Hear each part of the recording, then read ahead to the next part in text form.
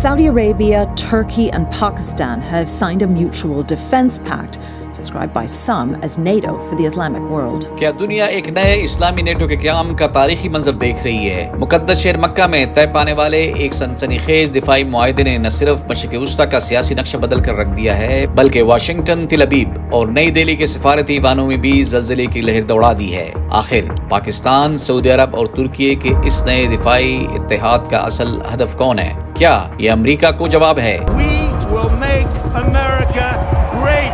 اسرائیل کا توڑ ہے یا ایران کا مقابلہ کرنے کی تیاری؟ آئیے آج کی اس تفصیلی قسم میں حقیقت کی تہہ تک پہنچتے ہیں۔ سعودی عرب، پاکستان اور ترکی نے اس ہفتے مکہ مکرمہ میں ایک مشترکہ اور تاریخی باہمی دفاعی معاہدے پر دستخط کر دیے ہیں۔ اس معاہدے کی سب سے مرکزی اور اہم شق یہ ہے کہ تینوں ممالک میں سے کسی ایک ملک پر بھی حملہ ہو، تینوں ریاستوں پر حملہ تصور کیا جائے گا۔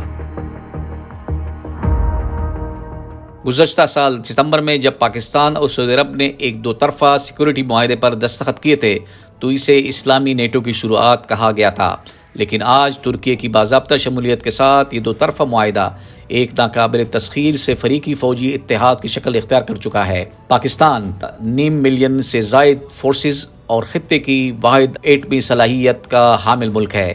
یہ اتحاد کو ایک ایٹمی چھتری اور زبردست اسٹریٹجک دفاع مہیا کرتا ہے۔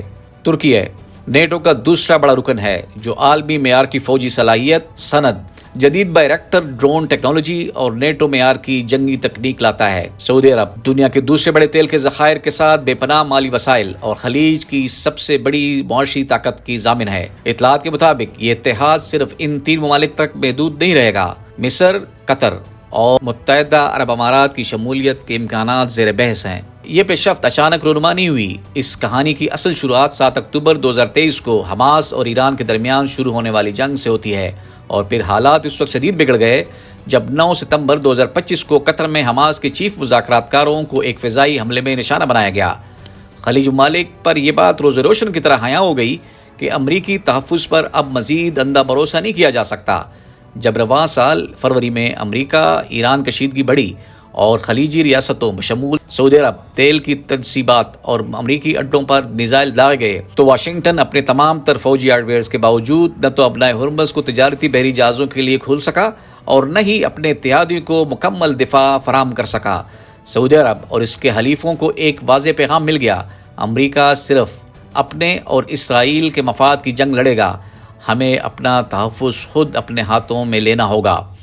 اس اتحاد کی تشکیل صرف ایران کو پسپا کرنے کے لیے نہیں ہے، بلکہ یہ واشنگٹن کی ان شدید سیاسی اور سفارتی دباؤ کا مقابلہ کرنے کے لیے بنایا گیا ہے جو خلیجی ریاستوں پر ابراہیم اکارڈ کی صورت میں ڈال رہا ہے۔ امریکی صدر کی جانب سے تمام خلیجی اور مسلم ممالک پر زور دیا جا رہا ہے کہ وہ فلسطین کے مسئلے کو حل کیے بغیر اسرائیل کے ساتھ تعلقات معمول پر لائیں، یہاں تک کہ سعودی عرب کے سول نیوکلیئر معاہدے کو بھی اسرائیل کو تسلیم کرنے سے مشروط کر دیا گیا ہے۔ مکہ معاہدے نے ریاض کو واشنگٹن کی سفارتی بلیک میلنگ کے خلاف ایک مضبوط اسٹریٹجک بفر اور متبادل فراہم کیا ہے۔ اسرائیل کی قیادت اس نئے بلاک کی تشکیل سے شدید خوفزدہ اور نالاں ہے۔ نتنیاہو اور سابق وزیر اعظم نفتالی بینٹ پہلے ہی کہہ چکے ہیں کہ ترکیہ ان کے لیے نیا ایران بن چکا ہے اور وہ ترکی کو اس سنی محور کا ماسٹر مائنڈ سمجھتے ہیں۔ اگرچہ یہ ایک سنی اکثریت والے ممالک کا بلاک ہے، لیکن اس کا بنیادی مقصد براہ راست ایران سے جنگ چھیڑنا نہیں ہے، بلکہ کسی بھی بیرونی مہم جوئی کے سامنے ایک ناقابل تسخیر دفاعی دیوار کھڑی کرنا ہے۔ اس تمام عالمی جغرافیائی سیاست کی بساط پر سب سے بڑا سرپرائز پاکستان بن کر ابھرا ہے۔ چند سال پہلے معاشی مشکلات میں گرا ہوا پاکستان آج مشرق وسطی میں ایک بڑے سیکورٹی کنندہ یعنی سیکورٹی پرووائڈر اور ایٹمی تحفظ کے ضامن طاقت کے طور پر سامنے آیا ہے۔ امریکہ اور ایران کے درمیان سنگین جنگی بحران میں اسلام آباد نے ایک مرکزی اور کامیاب ثالث کا کردار ادا کیا، جس کے نتیجے میں تاریخی میمورنڈم آف اسلام آباد طے پایا اور جنگ بندی ممکن ہوئی۔ پاکستان اس کثیر القومی بحری اتحاد کا بھی حصہ بن چکا ہے جو باب المندب اور ریڈ سی کی عالمی گزرگاہوں کی حفاظت کر رہا ہے۔ آپریشن سندور کے بعد پاکستان کے اس معاشی اور فوجی ابھار نے نئی دہلی اور واشنگٹن دونوں کو حیران کر دیا ہے۔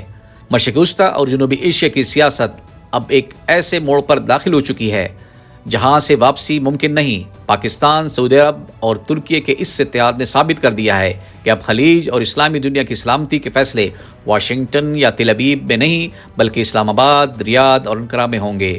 کیا یہ نیا اسلامی نیٹو خطے میں دیرپا امن کا ضامن بنے گا یا عالمی طاقتوں کے ساتھ ایک نیا تصادم شروع ہوگا؟